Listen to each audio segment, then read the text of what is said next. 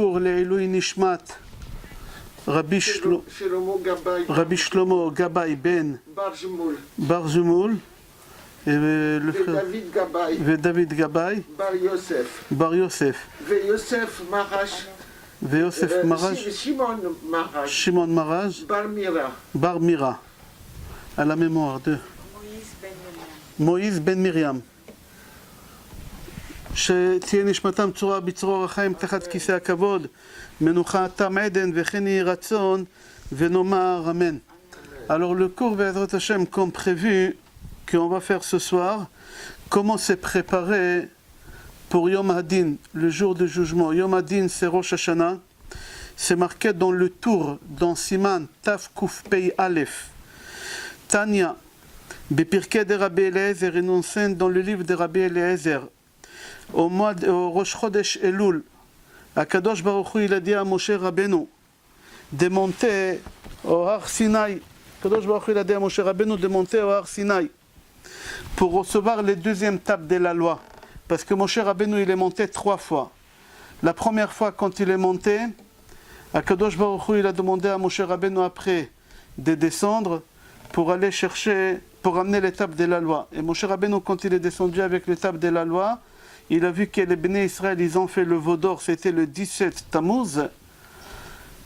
Quand il a vu qu'ils ont fait le veau d'or, Moshe Rabbeinu, il a... La première fois, le 17 Tammuz. Moshe Rabbeinu, il a pris le veau d'or, il a mixé, il a donné à boire à tous les personnes qui ont prosterné, ils sont morts. Le lendemain, le 18 Tammuz, Moshe Rabbeinu, il est monté la deuxième fois pour demander pardon. Il est resté là-bas encore 40 jours et 40 nuits. Des 18 Tammuz, si vous comptez 40 jours et 40 nuits, ça fait Rosh Chodesh Elul, le 28 Elul. Et c'est le premier jour de Rosh Chodesh. Et Akadosh Baruch Hu il a dit à Moshe Rabbeinu le veille de Rosh Chodesh Elul, Salachti kidvarecha, j'ai pardonné au veau d'or. Descends maintenant cette fois-ci pour ramener l'étape de la loi. Descends, tu vas tailler l'étape de la loi et tu remontes avec. Moshe Rabbeinu, il est monté le lendemain, que c'était Rosh Chodesh Elul, et il est resté là-bas 40 jours et 40 nuits. C'est la troisième fois qu'il monte. La première fois pour les premières tables de la loi, la deuxième fois il est monté pour demander le pardon. Rosh Chodesh Elul, Akadosh Baruch Hu, il a dit, je pardonne, remonte avec l'étape de la loi. Moshe Rabbeinu, il remonte avec l'étape de la loi pour la troisième fois, il reste 40 jours et 40 nuits. Quel jour ça tombe quand Moshe Rabbeinu il est descendu avec les deuxièmes tables de la loi? Depuis Rosh Chodesh Elul, 40 jours après, c'est Yom Kippourim. C'est-à-dire qu'on a reçu la Torah. Quand est-ce qu'on a reçu la Torah? À Yom Kippourim. Les deuxièmes tables de la loi, on a reçu à Yom Kippourim. Maintenant, Moshe Rabbeinu, quand il est monté pour la troisième fois, Akadosh Baruch Hu dit à Moshe Rabbeinu, avant de monter, c'était Rosh Chodesh Elul, avant de monter, tu demandes qu'on sent le shofar. Pourquoi?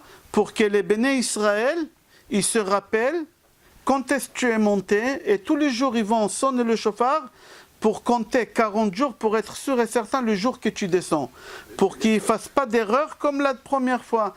La première fois ils ont fait une erreur, ils se sont trompés, Boshesh Moshe Lavo, Bashesh la Gemara dit, ils se sont trompés des 6 heures, et suite à ça ils ont fait le veau d'or.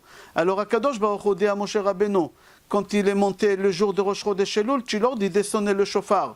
Et ils ont sonné le shofar tous les jours pour compter tous les jours quand est-ce Moshe il est monté 40 jours jusqu'à qu'il est descendu. Alors c'est pour ça aujourd'hui on sent le shofar. Parce que, voilà, pour les slichot, tous les jours on sent le shofar. Jusqu'à Yom Kippourim on sent le shofar. Sheneemar, comme il est dit, Ala Elohim betroa, Adonai bekol shofar. Pendant tous les mois d'Elul on sent le shofar jusqu'à Yom Kippourim. Pour rappeler aux gens qu'il faut qu'ils fassent tchouva, pour rappeler aux gens qu'Akadosh Baruch Hu il a pardonné pendant le mois d'Elul, Akadosh Baruch Hu il a pardonné le veau d'or, et il va nous pardonner aujourd'hui. Alors on sent le shofar pour rappeler à tout le monde, souviens-toi, Moshe Rabbeinu quand il est descendu la deuxième fois, Hachem il lui a dit Salachti kidvarecha. Puisqu'il lui a dit Salachti kidvarecha, Akadosh Baruch Hu aussi il va nous pardonner, et c'est pour ça on sent le shofar maintenant pendant le mois d'Elul. Maintenant, pendant le mois d'Elul, les 30 jours, depuis Rosh Chodesh Elul jusqu'à Yom Hadin, jusqu'à Yom Rosh Hashanah, ça s'appelle Yemei HaSelichot ve'Harachamim, les jours des pardons et des miséricordes. C'est-à-dire quoi? Que pendant les 30 jours-là, chaque personne qui demande pardon à Kadosh Baruch Hu, il pardonne. C'est le jour des miséricordes. C'est le jour des pardons. Alors c'est facile de demander pardon maintenant, et Kadosh Baruch Hu, il accepte le pardon très facilement maintenant. Pendant les 30 jours, c'est très facile. Et les jours entre Rosh Hashanah et Yom Kippourim, on les appelle Yemei Hadin ve'Arachamim. C'est le jour des rigueurs. Akadosh Baruch Hu, qu'est-ce qu'il a fait? Au jour de Rosh Hashanah, le jour de Rosh Hashanah, Akadosh Baruch Hu, il a passé au tribunal toutes les créatures. Toutes les créatures, Hachem, il a passé au tribunal. Juifs, non-juifs, tout le monde y passe. Il y en a qui disent, même les malachim, ils passent au tribunal Rosh Hashanah. Et Akadosh Baruch Hu, les tzadikim, il les a inscrits dans les livres de la vie. Les rechaim, il les a inscrits dans les livres de la mort. Et les bénonim, les moyens, tloim ve'omdim ad yom kippurim. Asu tshuva nichtavim besefer hachaim, lo asu tshuva nichtavim besefer hametim. Alors les moyens, Akadosh Baruch Hu, il les suspend pendant les 10 jours de pénitence. Et là, Akadosh Baruch Hu, il voit est-ce qu'ils font tshuva pendant les 10 jours de pénitence. S'ils ont fait tshuva, Akadosh Baruch Hu les inscrit dans les livres de la vie. Ils n'ont pas fait tshuva, Akadosh Baruch Hu les inscrit dans les livres de la mort. Alors je répète, les jours des mois de Elul, les 30 jours, on les appelle Yemei Harachamim ve'Aselichot. Les jours des 10 jours de pénitence entre Rosh Hashanah et Kippour, on les appelle Yemei Hadin ve'Harachamim. Comme ça, on les appelle. On va continuer. Il faut savoir que c'est marqué dans Shir HaShirim, Ani ledodi vedodili. Ani ledodi vedodili. Les premières lettres de Ani, Aleph, ledodi, Lamed, Vedodi, Vav, Li, Lamed. Les premières lettres, ça fait quoi? Elul. Et les dernières lettres, ça fait quoi? Ani, Yud, Ledodi, Yud, Vedodi, Yud, Li, Yud. Ça fait 4 fois Yud. Ça fait combien de fois 4 fois Yud? Yud, c'est 10. 4 fois 10, c'est 40. C'est les 40 jours qu'il y a depuis Rosh Chodesh Elul jusqu'à Yom Kippourim. Alors, qu'est-ce qui veut dire le mot Ani, Ledodi, Vedodi, Li? En français, si vous regardez la traduction, c'est faux. C'est marqué « Moi, je suis à mon bien-aimé, et mon bien-aimé est à moi ». C'est faux, c'est pas bien-aimé. Dodi, c'est Dod, c'est oncle. Je suis à mon oncle, et mon oncle, il est à moi. Quel oncle on parle d'ici? Hachem. Pendant ces 40 jours-là, Akadosh Baruch Hu, il est proche à nous, et nous, on est proche de Akadosh Baruch Hu. Comme ça, c'est marqué dans Shir HaShirim, Shlomo HaMelech, il dit « Ani le dodi vedodili ». Je suis proche à mon oncle, et mon oncle, il est proche à moi. Les Français, ils traduisent « mon bien-aimé ». C'est faux, c'est pas mon bien-aimé, c'est oncle, dod, dodi, dodchili, mon oncle. La question qu'elle se pose, pourquoi on appelle Akadosh Baruch Hu dans Shir HaShirim « mon oncle » Akadosh Baruch Hu, on a l'habitude de l'appeler Avinu. Notre père, il fallait marquer « je suis à mon père » et mon père, il est proche de moi. Ou roi, on appelle Akadosh Baruch Hu Avinu Malkenu Avinu Ata. Tu es notre père, tu es notre roi. Alors il fallait utiliser les termes père, roi. Pourquoi Shlomo HaMelech, il utilise le terme d'oncle? Pourquoi oncle? Il faut savoir qu'il y a une différence entre un père et un oncle. Il y a une différence. C'est quoi la différence? Quand un enfant il vient au monde, on ne lui demande pas de choisir ses parents. Un bébé, il arrive au monde, on lui dit, voilà ton père, voilà ta mère, voilà tes frères, voilà tes soeurs, voilà tes grands-parents, voilà tes oncles. Il n'a pas le choix. Il est venu au monde, on lui a mis devant lui, il n'avait pas besoin de chercher des parents, des oncles, etc. Il y a des avantages dans ça, il y a des inconvénients. Les avantages que tu n'as pas besoin de chercher. Tu n'as pas besoin de chercher, tu viens au monde, tout est prêt. Papa, maman, grands-parents, frères, sœurs, tu ne choisis pas. Il y a ça des avantages. L'inconvénient qu'il y a, que tu ne peux pas divorcer. Tu ne peux pas dire c'est mon ex-frère, c'est mon ex-sœur, c'est mon ex-père. Un père, il reste toujours un père, une mère, elle reste toujours une mère. On ne peut pas divorcer. On reste toujours la même chose. On reste toujours la même chose. C'est pour ça on dit qu'il y a des avantages et il y a des inconvénients. Les avantages, que le bébé il vient au monde, on lui dit voilà ton père, voilà ta mère. Il n'a pas besoin de se fatiguer pour les trouver. Un oncle, mais toute sa famille.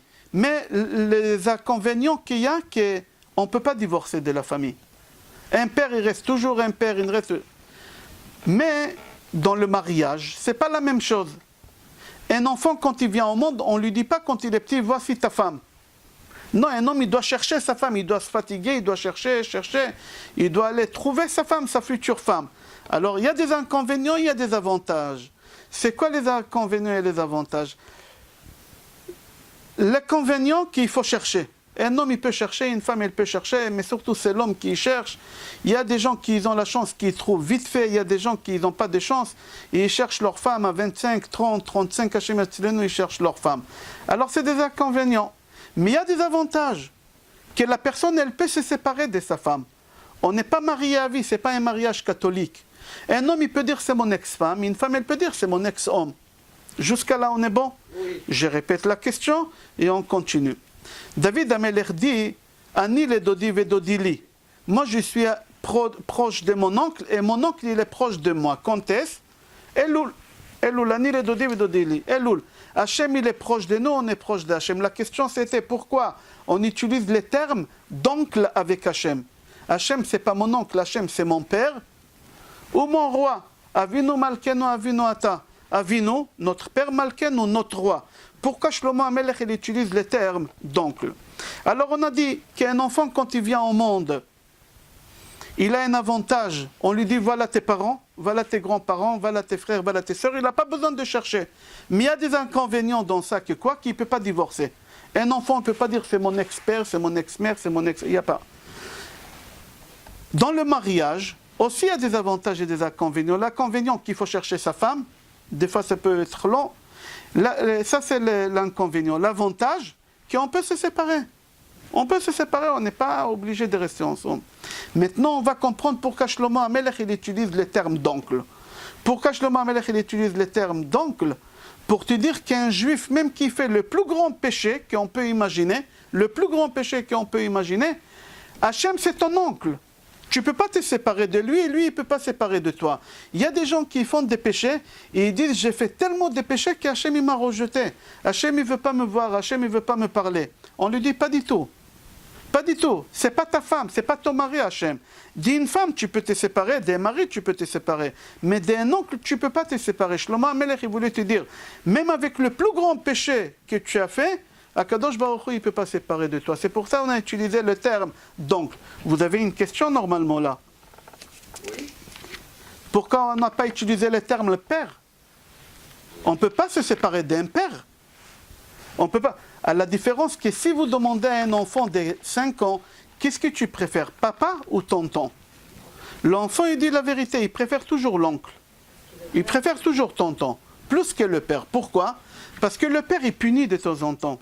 Le père, il donne des fessées de temps en temps. L'enfant, il garde dans sa tête. L'enfant, il est égoïste. Un oncle, jamais il frappe.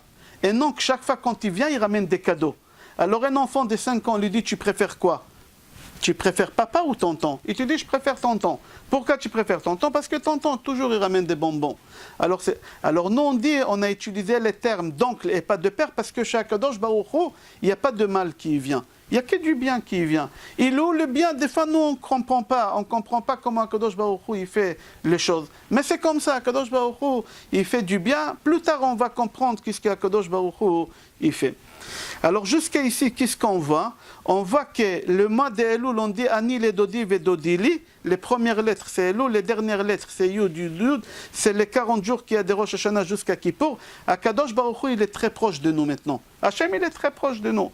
Puisqu'Hachem, il est très proche de nous, on peut demander à Hachem des choses et Hachem, il écoute. Pour comprendre, le Baal HaTanya, il appelle ça Melech Basadeh. C'est quoi Melech Basadeh? Si moi, j'aimerais demander un service à Macron, ici c'est le président Macron maintenant, oui. Si j'ai envie d'avoir Macron et lui demander un service, qu'est-ce que je fais? Je dois envoyer des courriers, je dois attendre, et ça doit passer par des cabinets, par des bureaux, jusqu'à ce que ça arrive. Des fois, oui, des fois je dois soudoyer des gens pour que je puisse avoir Macron pour lui demander le service que j'ai besoin. Je dépense beaucoup d'argent, j'attends des semaines et des semaines, jusqu'à la fin qu'on m'a accordé le rendez-vous, l'entretien. Quand j'arrive devant lui, est-ce que c'est sûr et certain qu'il me dira oui? Macron, il peut me dire non. Après tous les efforts que j'ai faits, il peut me dire non. Maintenant, si moi j'aimerais avoir Macron facilement, sans envoyer des courriers, sans soudoyer des gens, comment j'ai fait pour l'avoir vite? Moi, je sais que tous les dimanches, Macron, il fait du sport tous les dimanches matins, au bois de Boulogne, il court là-bas. Moi, qu'est-ce que j'ai fait? Moi aussi, je m'habille en jogging et je vais faire soi-disant que je cours. Dès que Macron il passe, je cours avec lui.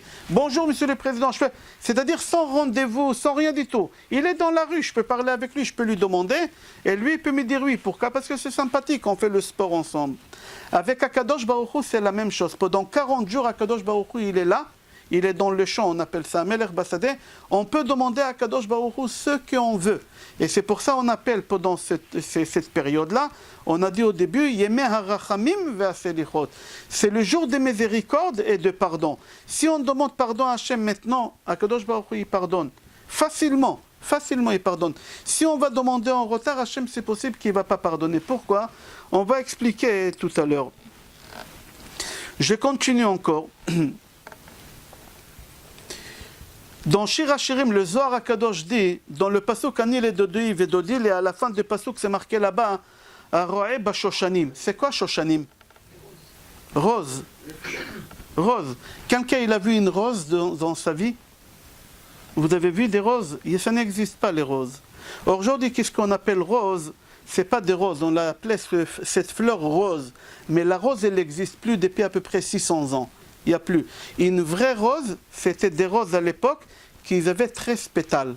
C'est pour ça qu'on dit la rose à 13 pétales. Il y a un livre qu'il a écrit, Rav Shtanzal Zatzal, il est décédé il y a à peu près 3 semaines. Je vous conseille de lire ce livre-là, il est magnifique. La rose à 13 pétales. Pourquoi la Shoshana elle a 13 pétales? Et on dit qu'à Kadosh Baruch Hu, on le symbolise à une rose. Pour la simple raison qu'à Kadosh Baruch Hu, il a les 13 aussi caractères des miséricordes. El, Rachon, Vechanoun, Ere, Chapaim, Verav, Chesed. Ça, qu'est-ce qu'on dit pendant Slichot? Tous les matins ici, on fait Slichot. Et en même temps qu'on dit Vayavor Hashem, Vayavor Hashem Alpana, Vaikra, Hashem, Hashem, El, Rachon, Vechanoun, on sent le chauffard. On sent le chauffard. Alors la rose a 13 pétales, on l'a comparée à Kadosh Baruch Hu. Pourquoi? Parce que la rose, elle a 13 pétales. Et à Kadosh Baruch Hu, il a les Shlosh Esrei Midot.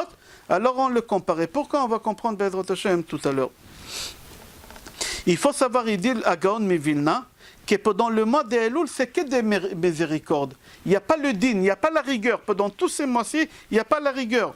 Tu peux demander à Kadosh Baruch Hu tout ce que tu veux, Kadosh Baruch Hu il accepte, et Kadosh Baruch Hu il écoute.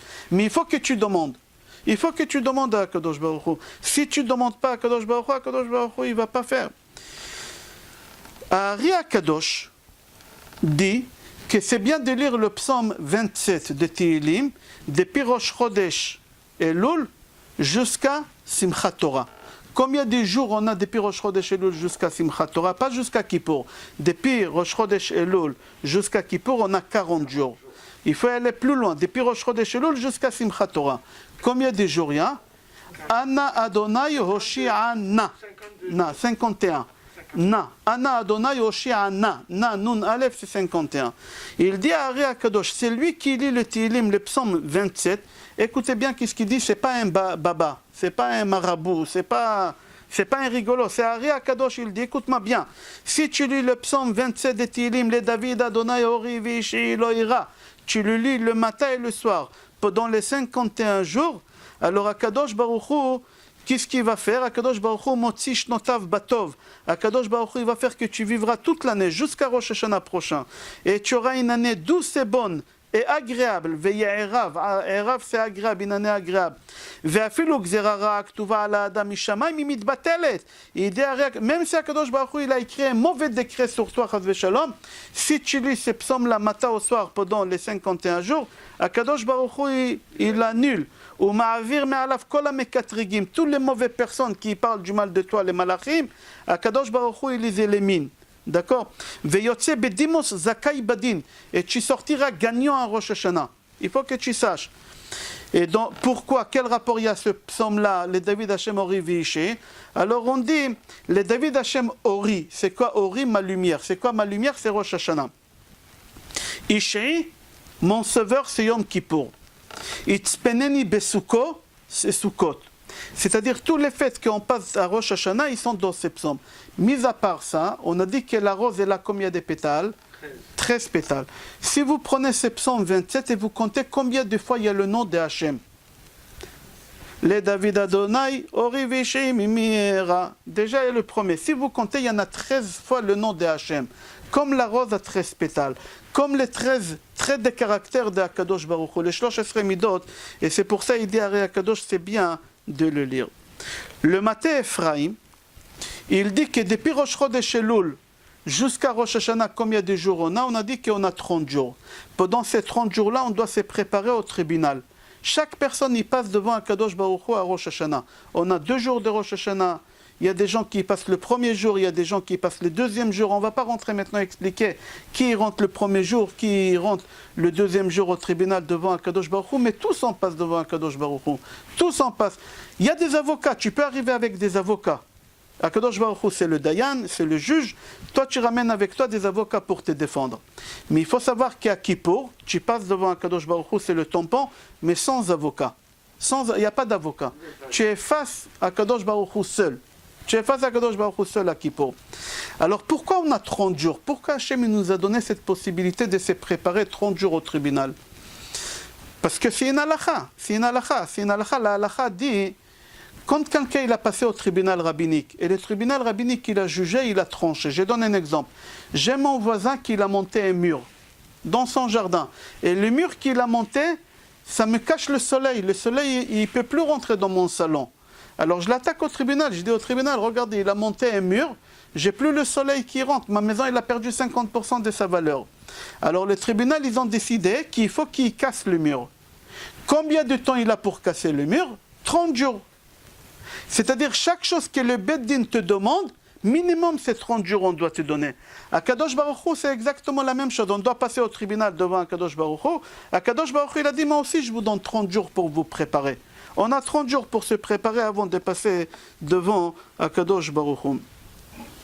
Et il dit, Rabbeinu Yonah, il y a un livre qui s'appelle Sha'aret Tshuva.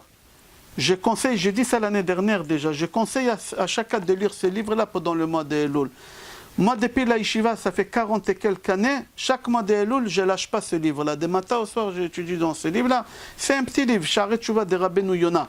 Il faut étudier ce livre-là, c'est important ce livre-là, c'est obligé de le lire. Il nous prépare à Yom Hadin. Et là-bas, lui, il dit, Da, sache, Ki achote asher ya'acher melashuv mechatato yichbad alav meod. Si tu ne te réveilles pas et tu ne prends pas de conscience pendant les 30 jours-là qu'on est en train de passer, déjà 15 jours, ils ont passé, quand tu arriveras le jour de Yom Kippour, tu ne passeras pas. Pardon, quand ça arrivera le jour de Rosh Hashanah, tu ne passeras pas. Pourquoi? Parce qu'Akadosh Baruch Hu, il se met doublement en colère contre toi. Pourquoi? Hachem, il te dit, je t'ai donné 30 jours pour te préparer, et tu ne t'es pas préparé. Alors Akadosh Baruch Hu dit, mis à part tous les péchés que tu as fait, en plus tu n'as pas fait un travail de conscience, alors tu vas être puni doublement. Et il ramène une parabole pour comprendre. Il y a 10 personnes qui se trouvent dans une prison. Et ces 10 personnes, ils ont creusé un tunnel pour se sauver. Ils ont creusé un tunnel. Et il y en a 9 qui se sont sauvés pendant la nuit. Il y en a un, il a dit, je ne pars pas. Je ne me sauve pas, je reste ici. Le lendemain, quand les gardiens arrivent, et ils voient que tout le monde, ils sont partis. Il y en a un qui est resté. Ils l'ont dit, toi, on va te frapper. On va te casser la tête. Pourquoi? Il y a une porte, ouvre, sors. Il y a la porte qui est ouverte, pourquoi tu n'es pas parti? Il fallait sortir. Et il dit, c'est la même chose, nous. Akadosh Baruch Hu, il nous dit, j'ai ouvert une porte. 30 jours, je t'ai laissé la porte ouverte.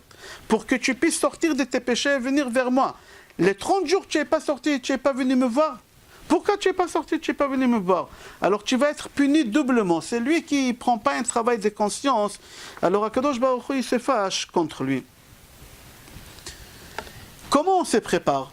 Comment on fait tchouva? Alors tout d'abord, il faut savoir, si vous prenez le plus gros péché qu'il y a dans la Torah, le plus gros péché qu'il y a dans la Torah, c'est pire, je vais vous dire c'est quoi le plus gros péché qu'il y a dans la Torah, c'est pire de prendre une baguette à Pessah, c'est interdit de manger du pain à Pessah. C'est pire que prendre du pain à Pessah, ouvrir et faire un sandwich avec un cochon. Pessah, vous prenez un sandwich cochon et vous mangez, c'est pas encore le pire péché que je vais vous dire, il y a pire que ça. C'est quoi le pire péché? C'est vivre avec une anxiété, avec une peur. Le magasin, ça va marcher, le client, il va acheter, le client, il va... C'est lui qui vit avec une anxiété, avec une peur permanente de la parnassa, de la santé, la peur pour les enfants, la peur pour le mari, la peur pour la femme. C'est le plus gros péché qu'il y a au monde. Il n'y a pas un peur pire que ça. Il n'y a pas un peur pire que ça, c'est le pire péché qu'il y a. La plus grande mitzvah qu'il y a dans la Torah, ça c'est le pire péché. La meilleure mitzvah, la mitzvah la plus importante, c'est le respect des parents.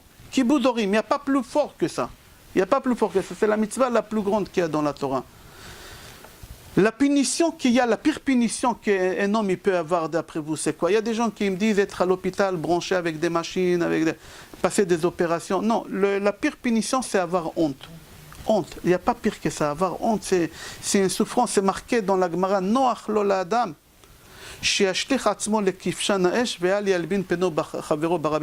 Un homme, il dit, pour moi, c'est plus préférable de mourir brûlé. Tu prends de l'essence, tu fais couler de l'essence et tu allumes une allumette. Pour moi, c'est plus agréable que mourir par honte. On ne peut pas supporter la honte, c'est la pire punition.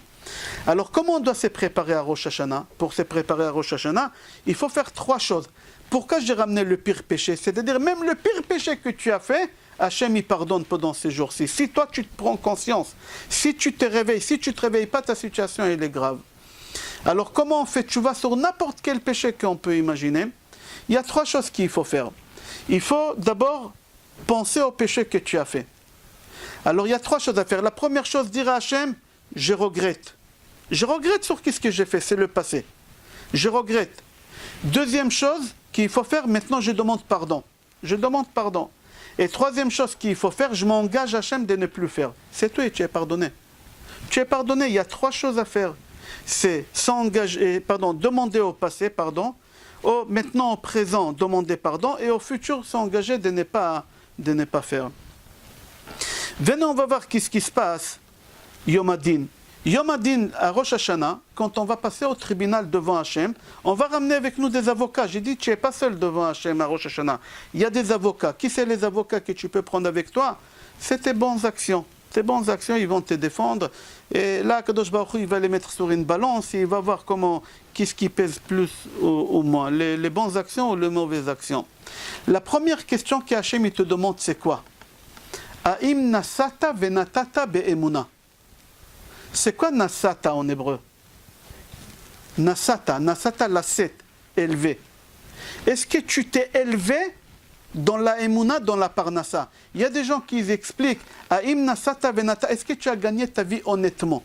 Il y a des gens qui gagnent leur vie pas honnêtement. Ils vendent des pompes à chaleur, ils disent il y a une garantie de 10 ans, il n'y a pas une garantie de 1 heure. 1 heure après, ça ne tombe pas un appel, il n'y a plus personne qui répond au téléphone. Il y a Gaston, le téléphone qui sonne et personne n'y répond. Comme ça, ils ont dit, c'est exactement la même chose.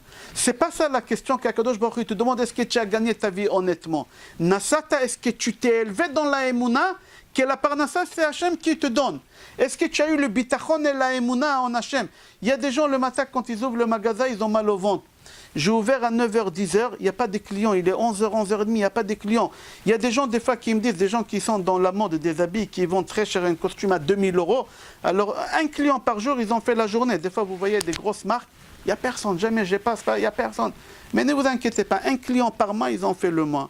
Alors, des fois, des gens comme ça, je les connais, qui vendent des choses qui sont très chères. Ils me disent, Rav, il est 17h30, je ferme à 18h, j'ai rien vendu. J'ai 6 employés au magasin, ils auraient... Je dis, écoute, il y a encore une demi-heure. Il m'appelle à moins quart, à moins 10. Je dis, il y a encore 10 minutes. Dernière minute, il m'a dit, il y a un client qui est venu pour 2 mois, il a pris. Pour 2 mois. Alors, Aim nasata venatata be'emuna, est-ce que la parnassa, tu t'es angoissé ou tu n'étais pas angoissé? C'est ça la première question qu'Hachem, il demande à Rosh Hashanah. Venez, on va voir comment il faut se préparer à Yom Hadin. Comprendre c'est quoi Yom Hadin. Il faut savoir qu'on sait tous que le jour de Rosh Hashanah, c'est un jour horrible. Nora ve'ayom. Comme ça on dit dans la tfila de Rosh Hashanah. Nora ve'ayom. Nora ve'ayom. Pourquoi c'est Nora ve'ayom? Parce que trouvez-moi une seule fois dans la prière de Rosh Hashanah qu'on fait pendant les 2 jours, pardon. Il n'y a pas le mot pardon.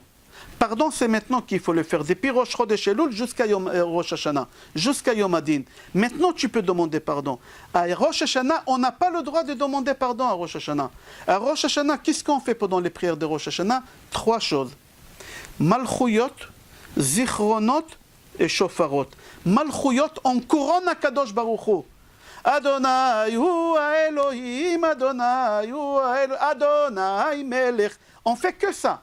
On couronne à Kadosh Baruch Hu pendant le jour de Rosh Hashanah. Deuxième chose qu'on fait, Zichronot.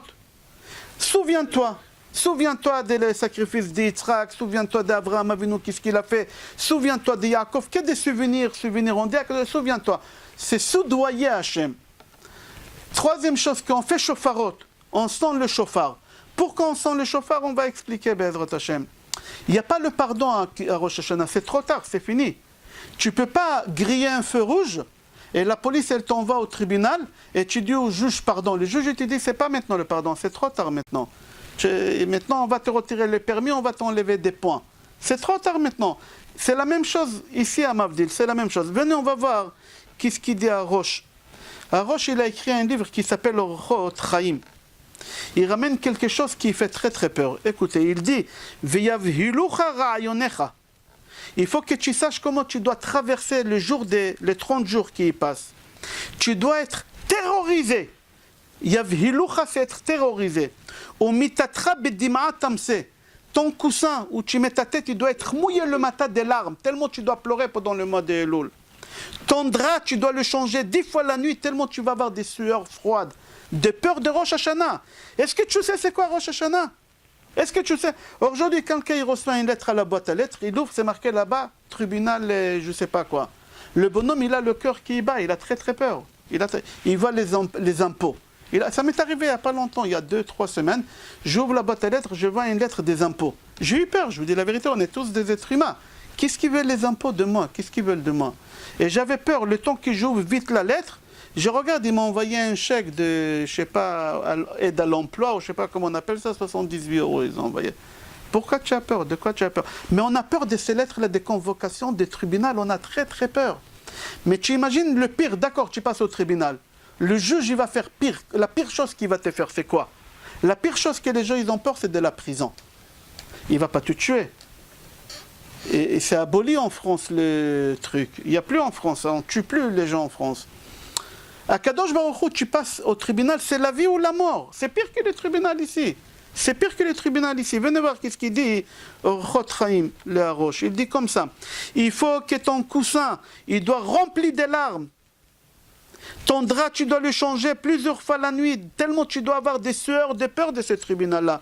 Ici, quand tu reçois une lettre, un bonhomme, il reçoit une lettre, je connais des gens qui ont reçu des lettres, convocation dans 3 semaines, c'est un régime garanti. Pendant les 3 semaines, ils ont perdu 30-40 kilos, des peurs, ils n'ont pas mangé, rien du tout, on dirait une tête d'enterrement, on dirait Chas Shalom qu'ils ont perdu quelqu'un.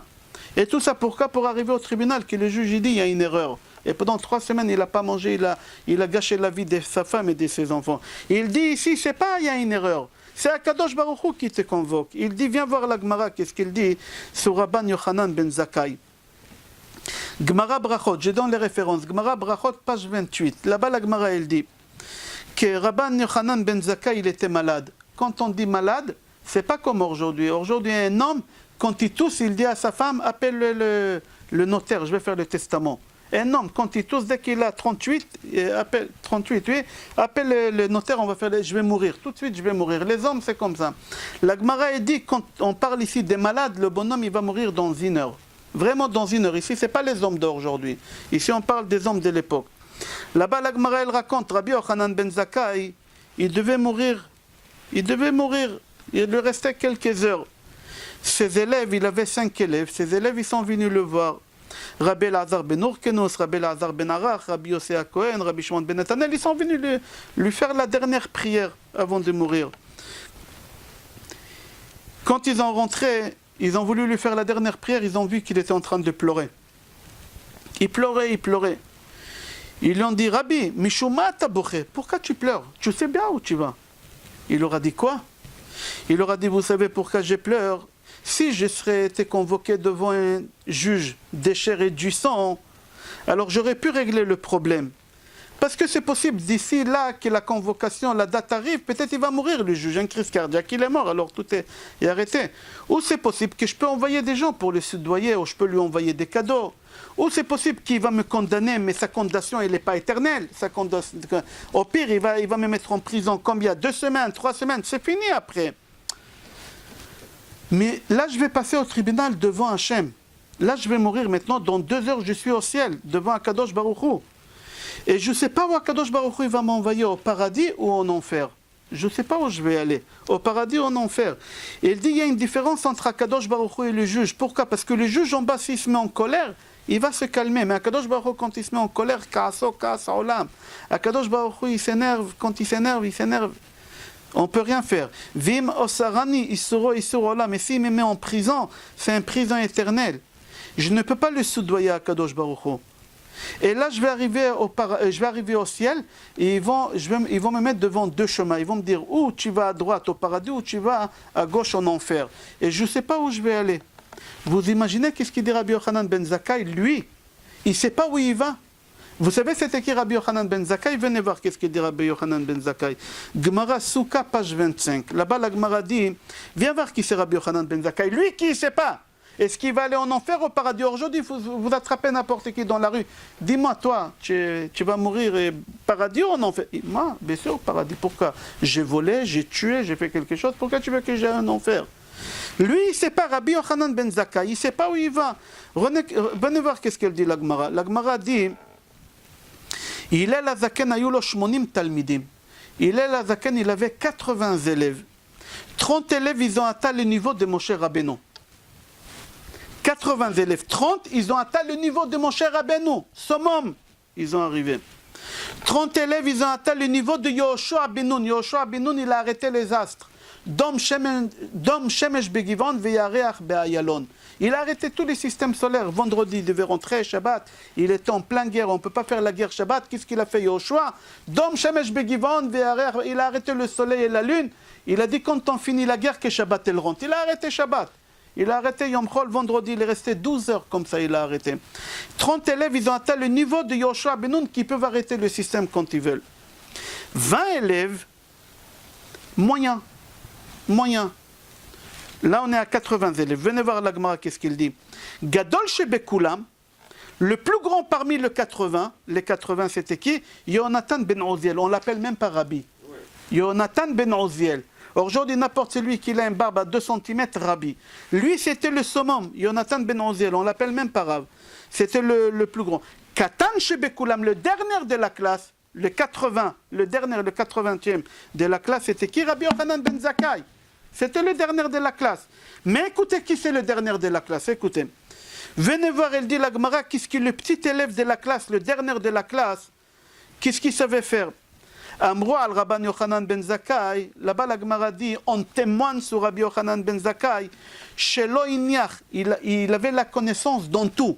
Midrash, Mishnah, Gemara, Halachot, Agadot, Dikduke Torah, Dikduke Sofrim, Kalim vechamurim, Gzerot Shavot, Kufot, Gematriot, Sichat Malachi Asharet, Sichat Shedim, Sichat Dekalim, Maase Markava, Avayot Abaye de Rabba.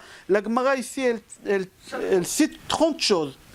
Il savait parler aux démons, il savait parler aux arbres. Les arbres, quand ils bougent, ils parlent entre eux. Nous, on ne comprend pas. Il savait parler aux anges. Ils étaient à ses ordres, les anges. C'était le dernier élève. Le dernier élève. Il connaissait tous les astres. Il pouvait faire des choses. Ici, la Gemara, elle raconte. Et lui, il dit, je ne sais pas où je vais. Lui, il peut convoquer un ange tout de suite et lui demander. Mais jamais il a fait ça.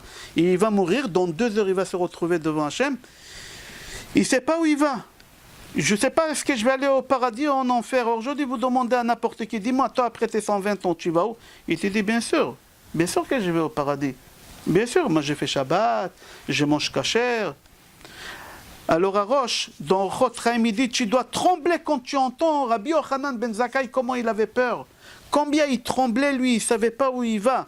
Est-ce qu'il va aller au Gan Eden ou il va aller en enfer? Il ne sait pas. Il y a une Mishnah dans Pirkei Avot. Venifra'in me'adam mida'ato ve'shelo mida'ato. Akadosh Baruch Hu, il punit la personne, mida'ato, qu'il soit conscient ou qu'il ne soit pas conscient. Il faut comprendre c'est quoi ça.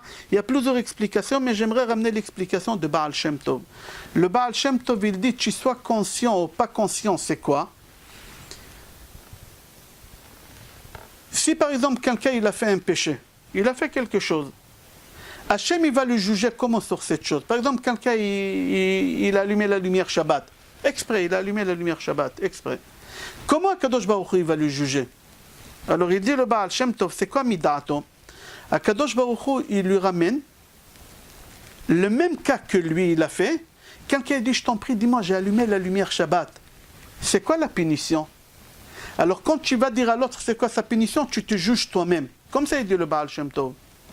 David Amelech, il avait très peur de ça. David Amelech, lui aussi, il n'était pas blond-bleu. Alors lui, il disait à Kadosh Baruch Hu dans la Tfila, David Amelech, il disait comme ça, dans Tehillim 39, Mikol pesha'a yatzileni cherbat naval al tesimeni.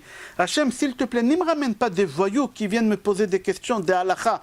C'est possible que moi j'ai fait la même chose qu'eux, et je suis obligé de leur répondre. Et après, je me juge moi-même. Et Akadosh Baruch Hu, qu'est-ce qu'il va faire? Il va te dire, bon, tu as jugé l'autre, moi aussi je te juge la même chose que tu as jugé. Moi, personnellement, ça m'arrive des fois à la synagogue, des gens, ils viennent, ils me disent, Rav, voilà, et des fois, je vois que moi, j'ai raté cette chose aussi. J'ai dit, je ne sais pas. Parce que je sais que je suis en train de me juger là, alors je préfère me taire, je ne dis pas. David Amelech, il a prié à Kadosh Baruch Hu qu'on ne vient pas me poser cette question-là. Comme ça, il dit le Baal Shem Tov. À Chafetz Chaim, dans son livre Chovat HaShmira, dans le 6e chapitre, il dit dans la Tfila des Slichot, on dit Avinu Malkenu, Kale Kol Tsar Umastin Me'alenu. Ici, tous les matins, on fait Slichot et on crie Avinu Malkenu, Kale Kol Tsar Umastin Me'alenu. C'est quoi Kale? Élimine. Mastin, c'est quoi Mastin?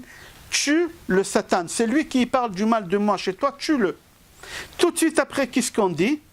Avinu Malkenu, Chatom Pi Satan. Hachem, s'il te plaît, ferme-lui la bouche qui ne pourra pas parler du mal de moi. Je ne comprends pas. Chafetz Chaim, il dit tout à l'heure, tu as demandé à Hachem de l'éliminer. Hachem, il l'a éliminé. Il n'est plus là. Alors pourquoi tu demandes à Hachem, ferme-lui la bouche? Mais il est mort, il ne peut pas parler. C'est pas compréhensible, il dit à Chafetz Chaim. Encore deuxième question, il dit continue. C'est marqué là-bas, Kotvenu Besefer Zakuyot. C'est quoi Kotvenu Besefer Zakuyot? On dit à Hachem, s'il te plaît, à Slichot, on dit à Hachem, écris-moi de crédit sur mon compte chez toi. Écris-moi. Mais je ne comprends pas. Si tu veux qu'Hachem t'écrit des crédits, il faut faire des bonnes actions. Hachem, il n'écrit pas des crédits. C'est comme si tu passes devant ta banque, tu tapes sur la vitrine de la banque au directeur, tu dis, mettez 100 000 euros sur mon compte. Viens, mets 100 000, j'ai marre crédit, tu ne mets pas, tu n'as pas. Nous, tous les matins, on dit à Hachem, s'il te plaît, écris sur notre livre des mitzvot. Fais des mitzvot à Kadosh Baruch Hu. C'est quoi cette chose-là? Chafetz Chaim, il dit, il faut savoir que des fois, on n'a pas beaucoup de mérites. On n'a pas beaucoup de mérites. Et on ne sait pas est-ce qu'on a beaucoup. Alors on dit à Kadosh Baruch Hu, Hachem, élimine le Satan. Si j'ai assez d'esrouillottes, tue-le. Si j'ai pas assez d'esrouillottes, avec le peu qu'il y a, ferme-lui la bouche. Ferme-lui la bouche. Pourquoi ferme-lui la bouche? Parce que le Satan, écoutez, et là, on va être Hachem concentrer un peu pendant 10 minutes. C'est ça qu'est-ce que j'aimerais qu'on sorte de ce cours-là, avec cette idée-là que j'aimerais vous transmettre aujourd'hui, pour qu'on puisse se préparer Be'ezrat Hashem à Rosh Hashanah. Parce qu'à Kadosh Baruch Hu, pour lui, c'est important de savoir qu'est-ce qu'on parle de toi. Qu'est-ce que les gens parlent de toi? Pour Hachem, c'est important. C'est marqué dans la Gemara, quand quelqu'un meurt, et on le ramène de la maison jusqu'à sa tombe, Akadosh Baruch Hu, il met des malachim pendant l'enterrement, que les malachim, ils écoutent ce qui parle de mort. Il y a des gens qui disent, tu as vu celui-là, quelle barre de fer, jamais il a donné la tzedaka, tu as vu celui-là, jamais il venait à la synagogue. Les malachim, ils notent, ils donnent à Hachem, et Hachem, il le juge par rapport aux gens, qu'est-ce qu'ils disent. Pour Hachem, c'est important qu'est-ce qu'on parle des autres personnes. Et voilà, et si on parle du bien, alors, c'est pour ça là-bas, la Gemara dit qu'il faut mieux jamais il faut parler devant un mort. Pourquoi jamais? La Gemara dit, il ne faut pas parler devant un mort. Pourquoi? Parce que les malachim, ils sont là en train de noter. À Chafetz Chaim, il dit qu'Akadosh Baruch Hu, il se comporte avec toi, il te juge à Rosh Hashanah de la même manière que les gens ils parlent de toi. De la même manière que les gens ils parlent avec toi. Et de la même manière que toi tu parles avec les gens. Si tu parles à tes frères, si tu parles à tes sœurs avec un langage orgueilleux, Akadosh Baruch Hu aussi va te parler avec un langage orgueilleux. Si tu parles coléreux, Akadosh Baruch Hu va parler aussi avec toi coléreux. Si tu changes la parole, Akadosh Baruch Hu, pour Akadosh Baruch Hu, c'est important la façon que tu parles. C'est pour ça on dit à Akadosh Baruch Hu, Chatam pi Satan ve'alias. Ferme-lui la bouche, qu'il ne te répète pas qu'est-ce qu'il a vu, qu'est-ce que les gens disent sur moi. Il ne faut pas qu'il te répète. Pourquoi? Parce que c'est grave. Il dit comme ça, il faut que tu saches, à Chafetz Chaim il dit, si tu as vu Paul qui parle du mal de Pierre, il faut que tu saches que les malachim ils vont transmettre les mauvaises paroles qu'il a dit à Hachem sur Pierre. Et Akadosh Baruch Hu, il va juger Pierre par rapport à ce qu'il a dit Paul. Il faut faire très attention à ces choses-là, comme c'est dans Chafetz Chaim. Et si tu parles du bien de l'autre, alors Akadosh Baruch Hu, il va juger l'autre du bien. Alors c'est pour ça on demande à Akadosh Baruch Hu, Kodvenu Besefer Zakuyot. C'est-à-dire quoi Kodvenu Besefer Zakuyot? Akadosh Baruch Hu, s'il y a des gens, ils ont parlé du bien de moi j'ai pas fait, mais ils ont parlé, alors écris-moi ce crédit-là.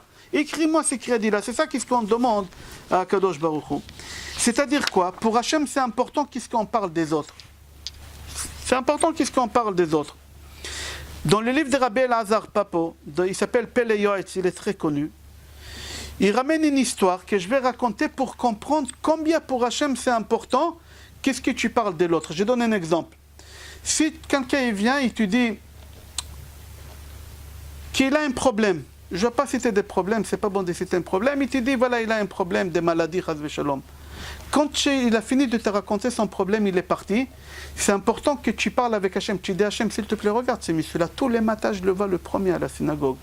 Guéris-le. Hachem, il le guérit tout de suite. Hachem, pour lui, c'est très important qu'est-ce que les gens demandent sur l'autre. Qu'est-ce qu'ils demandent, que ce soit en bien ou en mal.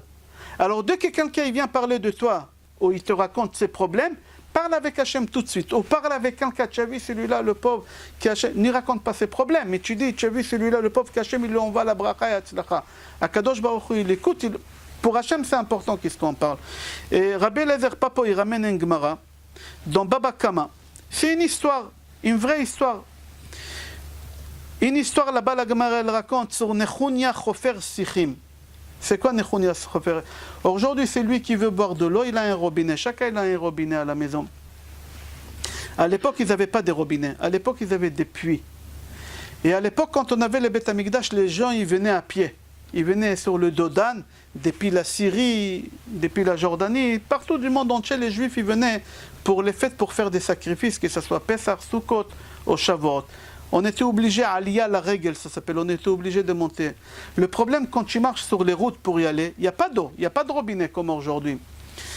Et surtout pour les montées de Yerushalayim, c'est pas facile. Aujourd'hui, vous prenez Gvish Echad, pour y aller à Yerushalayim, c'est pas facile de monter ces montées-là à pied. Avec la voiture, déjà, c'est pas facile. Combien de voitures ils chauffent là-bas? Alors, monter à pied, il fallait de l'eau. Il fallait de l'eau. Il y a un juif, simple, il s'appelait Nechunia. Et on l'a surnommé Chofer Sichim. C'est quoi Chofer Sichim? Ce bonhomme-là, il était menuisier. Et il finissait le travail à 17h. Et à 17h, qu'est-ce qu'il fait le bonhomme en général? Il rentre à la maison. Il rentre à la maison, contrôler est-ce que la cuisine de sa femme elle est bonne ou elle n'est pas bonne pour critiquer ou rarement dire des bonnes choses. Et après, il va lire son journal et après, il va dormir. Non, lui, Nechunia Chofer Sichim, c'est pas comme ça qu'il faisait. Tous les jours, quand il finissait le travail à 17h, il partait sur la route de Yerushalayim, sur les montées de Yerushalayim, et il creusait des puits, mais pas des petits puits, des puits de 25 mètres, profondeur 20, c'est un travail. Et il mettait des lachaux. Et il faisait comme ça sur toute la route. Pourquoi? Quand il pleut, toute l'eau, elle rentre dans ces puits-là, et comme il y a des lachaux, alors il n'est pas absorbé dans la terre, et comme ça, il y a des réserves d'eau, pour que les Juifs, quand ils viennent à Yerushalayim, ils ont de l'eau. Il ne prenait pas d'argent. C'était un travail très très difficile. Après une journée de travail, il faisait ça bénévolement pour la mitzvah. Il faisait ça bénévolement pour la mitzvah. Et il a fait ça pendant des années. Pendant des années, il creusait des puits sur la route de Yerushalayim. Écoutez l'histoire, qu'est-ce qui s'est passé. La Gemara, elle raconte qu'un jour, il a creusé un puits. Et juste à côté, il avait un puits qu'il a fini, qu'il était rempli d'eau de 25 mètres de profondeur. Et sa fille, le temps que le papa y creusait, sa fille de 7 ans, elle jouait autour des puits. Et elle est tombée dedans. Elle ne sait pas nager. La petite, elle ne sait pas nager. Lui, le père non plus, il ne sait pas nager. Et il crie au secours, au secours. Et il voit qu'elle elle fait sortir des bulles, comme ça.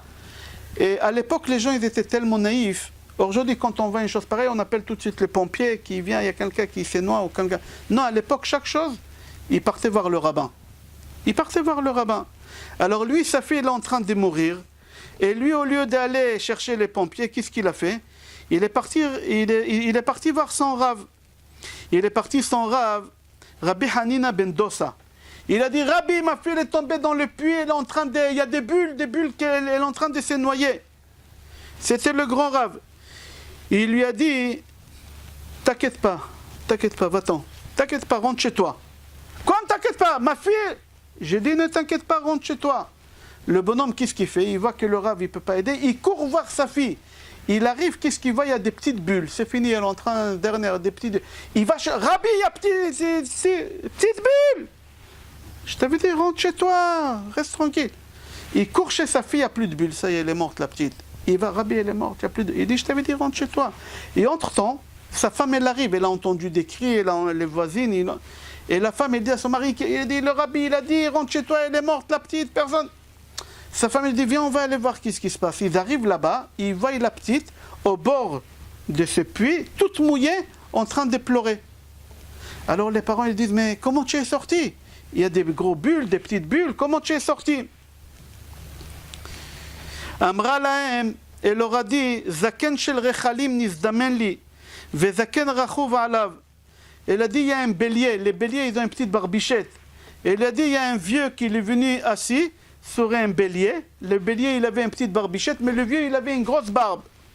Et le vieux qui était assis sur ce bélier, il m'a dit, attrape ma barbe, ne lâche pas ma barbe. Et elle a dit, je l'ai attrapé sa barbe.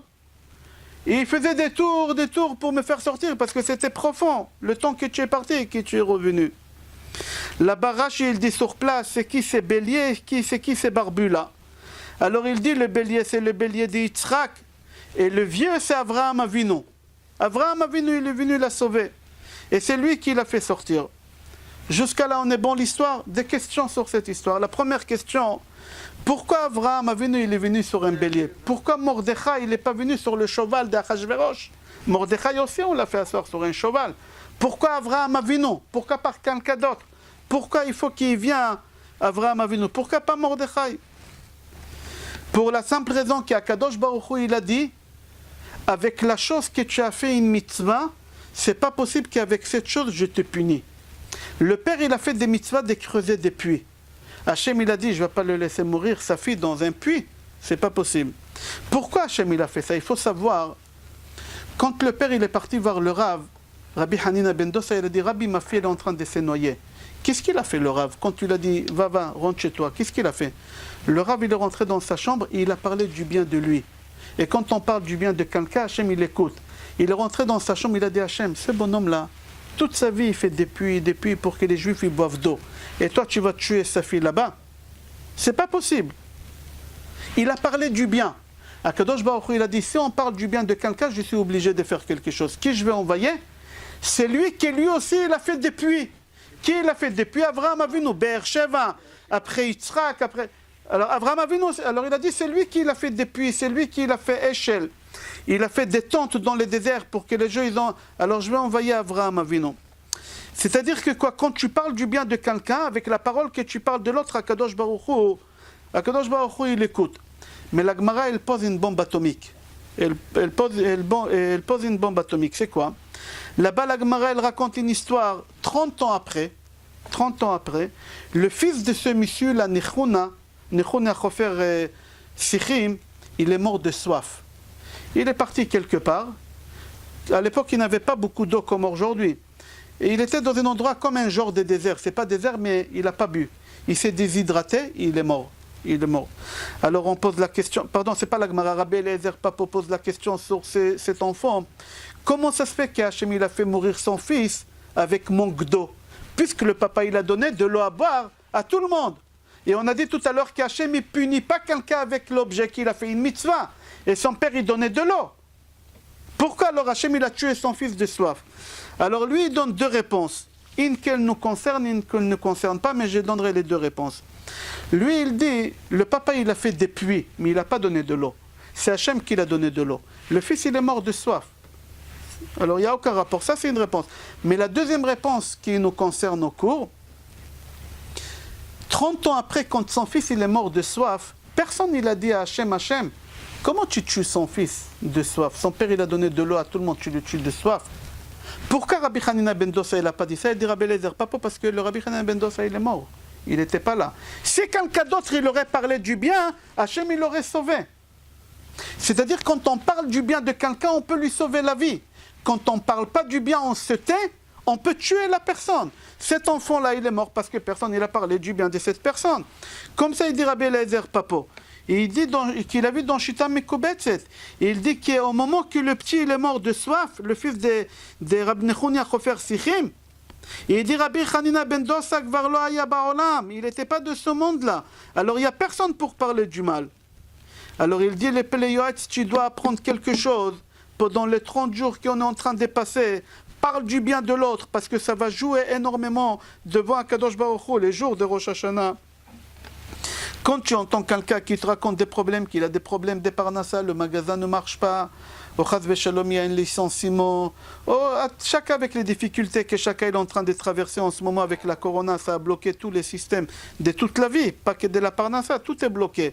Et tu entends quelqu'un qui souffre, alors tu dois lever tes yeux vers Hachem et dire à Hachem, Hachem, regarde ce bonhomme-là, il est bien, je le vois à la synagogue souvent, je le vois faire des tzedaka, parle du bien de lui, trouve quelque chose. Et Akadosh Baruch Hu, il va le débloquer. Même donne de la tzedaka. Donne de la tzedaka pour cette personne. Pourquoi tu ne donnes pas de la tzedaka? Pour Akadosh Baruch Hu, c'est important. Mis à part que pour Akadosh Baruch Hu, c'est important, Akadosh Baruch Hu, il va faire la même chose pour toi. C'est Hachem qui va parler du bien de toi le jour de Rosh Hashanah. Si toi, tu parles du bien de quelqu'un pour Hachem, qui va parler du bien de toi? C'est Hachem lui-même. Akadosh Baruch Hu, il dit, occupe-toi de mes enfants, moi je m'occuperai de tes enfants. Des fois, tu vas un orphelin. Tu vas un orphelin et tu t'occupes de cet orphelin. Mais toi, tu as tes propres enfants. Qui va s'occuper de tes enfants? Qui va s'occuper de tes enfants? Akadosh Baruch Hu dit, ne t'inquiète pas, occupe-toi de mes enfants, mes orphelins. Moi, je m'occuperai de tes enfants. Et moi, je m'occuperai beaucoup mieux que de ceux que tu t'occupes. Tu entends des fois quelqu'un qui est malade, tu entends quelqu'un qui a un blocage dans le mariage, il n'arrive pas à trouver sa femme, il n'arrive pas à trouver son mari. Tu lèves les yeux, tu dis Hachem, regarde, c'est quelqu'un du bien, il mérite d'avoir une femme, il mérite d'avoir un mari. Et Akadosh Baruch Hu, il écoute tout de suite. Quand on parle du bien de l'autre, mais la catastrophe est quoi? Que le problème toujours il commence dans la famille. Souvent, ça arrive qu'on parle du mal de notre frère, de notre sœur, de notre père, de notre enfant, de notre propre enfant. Akadosh Baruch Hu, il n'aime pas ça. Akadosh Baruch Hu, il n'aime pas ça. Akadosh Baruch Hu, il prend, surtout qu'est-ce que les proches parlent des proches, et Akadosh Baruch Hu, il utilise les jours de Rosh Hashanah. Je donne un exemple pour comprendre comment ça fait mal. Si je prends un fer et je frappe sur le fer, qu'est-ce que ça va faire? Des bruits énormes. Prenez un marteau et frappez sur du fer, ça va faire des bruits énormes. Mais si je prends un bâton et je frappe sur le fer, est-ce qu'il y a des bruits? Il n'y a pas beaucoup de bruit, un peu. Pourquoi quand je prends un fer et je frappe sur un fer, ça fait de bruit, et quand je prends un bois et je frappe sur le bois, ça ne fait pas beaucoup de bruit? Pour la simple raison que le fer qui reçoit des coups, il dit, mais tu es mon frère. Un frère, quand tu fais du mal à l'autre frère, ça fait beaucoup plus mal. Mais le bois, quand il frappe, le fer, il dit, bon, tu es un étranger, c'est normal qu'un étranger, il fasse du mal. Un étranger, il fait du mal à un étranger, c'est pas compréhensible, mais on peut, d'accord. Alors, ça fait moins mal, alors on crie moins fort. Mais quand ça vient de la famille, des problèmes à l'intérieur de la famille, ça fait tellement mal que c'est pas possible d'accepter une chose pareille. C'est ça qu'est-ce que je voulais transmettre ce soir dans ce cours. Combien c'est important de parler du bien de l'autre? Combien c'est important de penser du bien de l'autre? Pourquoi? Parce que ça va jouer énormément chez Akadosh Baruch Hu. Pourquoi je parle de ça à vous, mesdames? Pour la simple raison que les femmes, ils n'ont pas l'obligation de faire ce que les hommes ont l'obligation de faire. Akadosh Baruch Hu, il n'a pas créé la femme de la même manière qu'il a créé les hommes. On est différents, les femmes et les hommes, on est différents. Je peux vous donner des milliers d'exemples. Un exemple, est-ce que vous connaissez une femme qui bégaye? Levez la main, une femme qui bégaye. Ça n'existe pas, une femme qui bégaye, il n'y a pas. Un homme qui bégaye, vous connaissez? Il y a un gogo. La statistique dit sur chaque 400 hommes, il y en a un qui bégaye. Chez les femmes, il n'y a pas de... Pourquoi? On ne va pas expliquer, parce qu'on a le cerveau qui est divisé, ça s'appelle en hébreu onot, on a, droite et gauche. Alors, tout est divisé 50-50, mais la parole, elle est à gauche, et elle est à gauche. C'est Bina, c'est la femme. Elle a toute la parole, la femme. Hachem, il a donné toute la parole à la femme. Pourquoi? Parce que la femme, elle a besoin de la parole pour parler à un enfant. Une femme, quand elle habille son fils le matin, donne-moi le pied gauche, donne-moi le pied droit. Un papa, quand il habille le petit, il lui met le pantalon et les soquettes en même temps le matin, il dit on part à l'école. Une femme, non, c'est pas la même chose. Donne-moi le bras droit, lève le pied, attrape la chemise et le manteau. Elle a besoin de parler. Pourquoi Hachem, il a donné cette force? Parce qu'un enfant, il a besoin qu'on lui parle pour éduquer. C'est très important. Akadosh Baruch Hu, il ne nous a pas créé. La femme, elle a des autres obligations qu'un homme il a. Ce n'est pas du tout la même chose. Mis à part qu'Akadosh Baruch Hu, il a créé la femme beaucoup plus spirituelle que l'homme. Une femme, elle n'a pas besoin d'aller à la synagogue et écouter le chauffard pour se réveiller. Une femme, elle n'a pas besoin. Un homme, il a besoin de recevoir des coups de marteau sur la tête pour se réveiller. Il a besoin d'écouter le chauffard. Pourquoi? Parce que l'homme, il est matériel. L'homme, il n'est pas spirituel comme la femme. La femme, c'est quelque chose de spirituel. Alors, Akadosh Baruch Hu, il a dit, la femme, dès qu'elle entend Rosh Hashanah, elle commence à trembler. Elle n'a pas besoin de faire slichot. Elle n'a pas... Alors, dès que la femme, elle prend sur elle quelque chose, et Akadosh Baruch Hu, il voit que la femme, elle est tellement spirituelle par rapport à l'homme, c'est pas du tout la même chose. Regardez un homme, quand il reçoit un cadeau, quand vous achetez un cadeau à votre mari, remarquez la façon comment il se comporte. Le cadeau, il est enveloppé, lui, il va attraper le cadeau, il va déchirer le papier. Pourquoi vite, il est gêné, il n'est pas sentimental, il n'est pas spirituel, alors il est gêné, il veut passer vite. Et pour passer le temps vite, il déchire le papier, et toutes les questions qui se posent, c'est autour de l'objet, pour détacher des sentiments. Et quand il ouvre, il voit une grande photo d'un rasoir. Et il dit à sa femme, c'est quoi ça? Mais tu vois une photo que c'est un rasoir. Il pose des questions bêtes, pourquoi? Parce qu'il est gêné, il devient bête au moment qu'on parle des choses qui sont sentimentales. Il est gêné, il n'est pas comme la femme. Où tu as acheté ça? Ben, tu sais qu'on achète toujours chez Darty ces choses-là. Il y a un service après-vente magnifique. Alors pourquoi combien tu as acheté? Tout autour de matériel, autour de l'argent matériel, comment quoi, il est gêné. Une femme, quand elle reçoit un cadeau, elle ne regarde pas le cadeau. Elle prend le papier, elle parle en même temps à son mari et elle regarde son mari, mais elle ouvre le cadeau, elle enlève le scotch doucement. Le papier, on peut le rendre au magasin pour faire un autre cadeau. Et après, elle le plie doucement, elle veut kiffer chaque moment, chaque instant, quel plaisir de... Et tu l'as acheté, et combien de temps ça t'a pris? Qui t'a conseillé? Est-ce que quelqu'un... Tout, c'est quoi? À moi. Qu'est-ce que tu as pensé à moi? Combien de temps tu as consacré pour moi? Qu'est-ce qui... C'est pas la même chose. C'est pour ça que la femme, elle n'est pas obligée de venir à la synagogue et d'écouter le chauffard et d'écouter les slichot et d'écouter des shorim. Une petite chose chez la femme, et la femme, elle arrive devant Akadosh Baruch Hu, C'est pour ça que chacun doit prendre un travail de conscience et réfléchir pendant les 30 jours qu'on a une porte qui est ouverte. Quoi prendre sur lui? Chacun il peut prendre sur lui quelque chose pas difficile. Par exemple, à Asher Yatzar, quand on sort des toilettes. Il y a des gens, tout le monde dit font Baruch Hashem Asher Yatzar, je ne dis pas qu'on ne fait pas, mais on le fait souvent en marchant. En marchant. Non, ce n'est pas en marchant. Asher Yatzar, c'est rester debout sur place ou assis. Mais on reste sur place. Tu parles avec Hachem, merci à Kadosh Baruch Hu, que tous les systèmes fonctionnent. Il y a des gens à l'hôpital Hachem Yatzilonu pour faire une goutte de petite urine. Ils ont besoin des appareils, ils crient avec les calculs dans les reins, des souffrances. Il y a des gens aujourd'hui, ils vont aux toilettes après 30 secondes. Où tu étais? Il a oublié qu'il était aux toilettes. Il y a des gens à l'hôpital qui font une petite goutte et ils se rappellent pendant 2 heures qu'ils ont fait une goutte. Ah, miracle, ils sont contents. Tu vas chez une grand-mère, une vieille. Ah, je suis contente, ça fait 3 jours que je n'étais pas aux toilettes. Et elle parle que de ça, on dirait. Et alors pourquoi tu ne fais pas Asher Yatzar, que tous les systèmes, toute la plomberie, elle fonctionne comme il faut? Alors chacun doit prendre quelque chose. J'ai donné un exemple d'Asher Yatzar, Birkat Amazon dans les Sidour, que c'est Mideoraita. Il y a une marloquette, est-ce que les femmes c'est Mideoraita, oui ou non? Mais prendre des petits trucs comme ça. Mais aujourd'hui, j'ai touché un petit point, c'est parler du bien de l'autre. Pourquoi parler du bien? Parce que Kadosh Baruch Hu, il a donné la force à une femme, c'est la parole. Kadosh Baruch Hu, il n'a pas donné la même chose à un homme. L'homme, il n'a pas la force de la parole. La femme, l'homme, c'est le chokhmah. La femme, c'est le bina. Quelle est la différence entre chokhmah et bina? Un homme, tu vas, tu dis, regarde, il y a un portable à vendre. Celui-là, il vaut 1000 euros au magasin, je te le vends à 500 euros. Le bonhomme, qu'est-ce qu'il fait? Il dit, 1000, moi 500, j'ai gagné 500, j'achète. Une femme, c'est pas comme ça. Si la femme, attends chérie, si tu as fait 500, il y a une arnaque ici. Il faut comprendre le pourquoi de quoi. Et on va essayer de comprendre. Et la femme, elle va chercher, elle va... Un homme, lui, il comprend rien. Lui, il va au marché, il achète des pommes de terre. Lui, il ramène des choses brutes et la femme, elle fait avec ça des miracles, elle fait avec une pomme de terre. Ça s'appelle la bina. L'homme, il a la chokhmah. Et c'est comme ça qu'on doit arriver à Rosh Hashanah, comprendre qu'est-ce qu'Akadosh Baruch Hu veut du nom. On a parlé déjà dans un cours signification des couleurs. Signification, on a parlé. Il y a une couleur qui elle symbolise Hachem. Hachem, il n'a pas de corps, il n'a pas de forme, il n'a pas de couleur. Un lo gouf, un lo dmutagouf. Mais il y a une couleur qui elle symbolise Hachem, spirituelle. Ils ont fait une statistique, moi je l'ai fait aussi ces statistiques souvent. J'ai pris des hommes dans la synagogue où j'étais et je leur ai dit, les hommes, dites-moi les couleurs que vous préférez. Sur à peu près 200 hommes que j'avais là-bas, personne n'a dit la couleur. Personne, tout le monde ils ont dit bleu, vert, dada. Dans la couleur qu'elle symbolise à Kadosh Baruch Hu, j'avais sur centaines de femmes, j'avais peut-être 10 femmes qui ont dit la couleur violet. C'est la couleur la plus spirituelle qu'il y a. Akadosh Baruch Hu, il a créé la femme de cette manière-là, c'est pas du tout la même chose. J'ai fini avec une histoire, c'est pas une vraie histoire, c'est une fausse histoire, pour qu'on comprenne qu'est-ce qui nous attend à Rosh Hashanah? Vous allez rigoler, mais je vous déconseille parce que c'est nous-mêmes. C'est vous, c'est nous tous, mais on ne comprend pas au début. Il y a une femme, c'est pas une vraie histoire, hein. Il y a une femme, elle a 33 ans, elle veut se marier, mais elle n'a pas trouvé de mari. Cette femme-là, intelligente, elle avait un cabinet d'avocats à elle, il y a 10 avocats qui travaillaient pour elle, tellement elle a réussi. Intelligente, elle était très belle, très très riche, elle avait tout pour, mais elle n'a pas trouvé son mazal.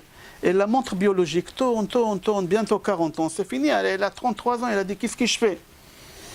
Et elle a dit je me suicide. Je vais faire quelque chose que personne n'a fait. Elle va à la synagogue et elle cherche un homme célibataire. Et elle a dit je me marie par force avec lui. Elle cherche, elle ne trouve pas à la synagogue. Elle va au magasin Kasher, elle va chez Hyper Kasher. Et elle va là-bas quelqu'un qui ramasse de l'argent. Il a à peu près son âge. Il dit monsieur, vous voulez vous marier? Il dit bien sûr, mais personne ne me veut. Moi je suis pas un SDF, mais je suis presque un SDF. Il dit écoutez, moi je suis une femme célibataire, je suis riche, il ne vous manquera rien du tout. Mariez-vous avec moi, vous allez être heureux. Lui a dit écoutez, je suis gêné, j'ai pas d'argent, mais j'ai rien du tout, je peux pas. Comment vous rendre heureux? Ne vous inquiétez pas, l'argent c'est rien du tout, j'ai autant que vous voulez, mariez-vous avec moi. Il a dit il n'y a pas de problème, mais comment je m'achète mes costumes pour le mariage? Je vous ai dit, je paye tout, mariez-vous avec moi. Il a dit il n'y a pas de problème, et la femme elle va au consistoire, elle fait tout ce qu'il faut, etc. Elle lui achète comme elle a promis tout. Et il se marie. Il passe une nuit de mariage extraordinaire, ça s'appelle la nuit des noces, je crois en français. Le lendemain matin, la femme elle dit à son nouveau mari, chérie, en bas il y a un magasin, il s'appelle Charles Traiteur, descends en bas, achète des croissants au beurre, du pain au chocolat au beurre, j'aime. Elle dit, mais chérie, je t'ai prévenu, j'ai pas d'argent. Elle dit, mais il n'y a pas de problème, là-bas dans les tiroirs, il y a une carte bleue, black, la noire. Tu descends en bas, tu achètes. Il dit, il n'y a pas de problème, il prend la carte bleue, il s'en va, il ne revient pas. Et la femme, elle attend 1 heure, 2 heures. Il dit, qu'est-ce que j'ai pris? Un voleur, il s'est barré, je ne le connais même pas. Elle attend 1 jour, 2 jours, elle appelle la police, la famille, il le cherche partout. Personne ne le trouve, la terre, elle a avalé. Mais elle entend parler de lui, toute la fin du mois, la carte bleue, elle passe à la banque, là, tous les mois. Et elle n'a pas voulu porter plainte parce qu'elle avait honte. Comment tu te maries avec quelqu'un que tu ne connais pas? C'est honteux. Elle a dit, j'attends, dans 1 an, la carte bleue, la date, elle est périmée, et c'est fini, c'est pas grave. Tous les mois comme ça, l'année elle est écoulée. L'année elle finit, Rosh Hashanah fini. Le jour anniversaire de mariage, qu'est-ce qu'elle fait? Elle fait sortir l'album des photos. Le soir d'anniversaire de mariage, la carte bleue elle a fini en même temps. Et elle ouvre les photos, elle regarde le mariage, comment il était beau ce bonhomme, quelle belle soirée, le traiteur. Et comme ça, elle pleure. À 10h du soir, comme ça, seule elle pleure. Et on sonne à la porte. Et elle va voir dans le trou, dans le Judas, ça s'appelle, elle regarde, qui c'est son mari? Avec un bouquet de fleurs, un sourire d'une oreille à l'autre, comme ça. Et elle ouvre la porte et dit, mais qu'est-ce qui t'arrive, David? Qu'est-ce qui s'est passé? Il lui raconte une histoire à dormir debout. Non, pas elle, elle a avalé.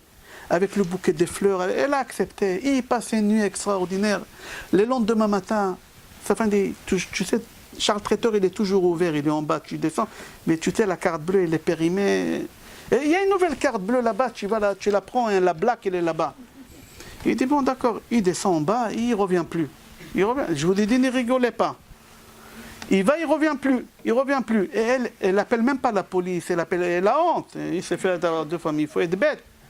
Ok, l'année elle passe, la carte bleue elle est périmée, et le soir de mariage, il revient le bonhomme, il sonne comme ça. Et elle ouvre la porte, mais où tu étais? Et lui, il lui raconte une histoire à dormir, elle accepte, et le lendemain, il s'est barré avec la carte bleue. Et comme ça, chaque année, c'est comme ça. C'est exactement nous. Chaque année à Rosh Hashanah, on va à la synagogue. Toute l'année, on n'était pas à la synagogue. On va à la synagogue à Rosh Hashanah et on prie à Kadosh Baruch Hu Hashem. La carte bleue, elle est périmée. Si tu peux un peu gonfler, le crédit de la carte bleue, elle est limité à 3 000 € par mois. Ça ne suffit pas, il me faut plus. Et à Kadosh Baruch Hu, tu dis, mon fils, il n'y a pas de problème. Voilà, dans le tiroir, il y a une carte bleue. Prends-la, passe une bonne année. Mais reviens de temps en temps. Le bonhomme, il est parti, il ne revient plus à la synagogue. C'est fini, il a pris la carte bleue. L'année d'après, le bonhomme, il revient. Comme le bonhomme, il est venu avec un bouquet de fleurs, le bonhomme, il vient avec un sidour dans la main à la synagogue, il sourit. Où tu étais toute l'année? On ne t'a pas vu. vu à la synagogue toute l'année, je ne suis pas revenu. Et lui, il raconte une histoire à dormir debout à Kadosh Baruch Hu dans la Hamida, Hachem, tu sais, ma belle-mère, elle m'a pas lâché, Hachem. Et au milieu, il glisse, Hachem, s'il te plaît, si tu peux un peu agrandir le crédit de la carte bleue, parce qu'il y a plus de dépenses, la scolarité des enfants, ma fille, elle est rentrée maintenant à la fac, ça coûte très cher. Et à Kadosh Baruch Hu, il dit, il n'y a pas de problème, passe une bonne année, prends. Et lui, il prend, il s'en va, il revient plus. Et chaque année, nous, on fait la même chose avec Akadosh Baruch Hu. Ça vous a fait rire l'histoire, mais c'est nous exactement. Mais il y a un problème qui est quoi? Qu'il y a le Satan. Le Satan, il est là. Quand on dit à Akadosh Baruch Hu, il dit à Akadosh Baruch Hu, c'est un menteur. C'est un menteur. L'année dernière, il t'a dit la même chose. Il a recommencé. Mais Akadosh Baruch Hu, il bouche les oreilles. Akadosh Baruch Hu, il ne veut pas écouter le Satan. Chatom pi Satan ve'al yastin aleno. Ça, qu'est-ce qu'il dit le Chafetz Chaim? Le Chafetz Chaim, quand on dit à Akadosh Baruch Hu, ferme la bouche de Satan et n'écoute pas qu'est-ce qu'il est en train de dire. Que l'année dernière, je t'ai promis des choses et je ne les ai pas faites. Ne l'écoute pas, je ne veux pas que tu l'écoutes. Tout à l'heure, on a dit, tue le Satan. C'est possible qu'Akadosh Baruch Hu, il ne l'a pas tué. Alors, au moins qu'il ne parle pas du mal d'humain. Parce que quand on parle du mal de quelqu'un, Chas v'Shalom, personne ne peut passer Yom Hadin. Personne ne peut passer Yom Hadin. Ok, Rabotai, Be'ezrat Hashem, que le cours il sera pour la réussite de tout le monde, Be'ezrat Hashem, pour la réfoua shlema de tout le monde, et qu'Akadosh Baruch Hu nous inscrit, Be'ezrat Hashem, dans les livres de la vie, de la santé, de la parnassa, le mariage des enfants, Be'ezrat Hashem, Be'ezrat Hashem. Mardi prochain, Be'ezrat Hashem, on va faire une deuxième partie jusqu'à Rosh Hashanah, Be'ezrat Hashem, comme aujourd'hui à 20h, Be'ezrat Hashem. Bracha ve'atzlacha, merci beaucoup d'être venu, et ramenez des copines, comme ça on aura plus du monde. Normal,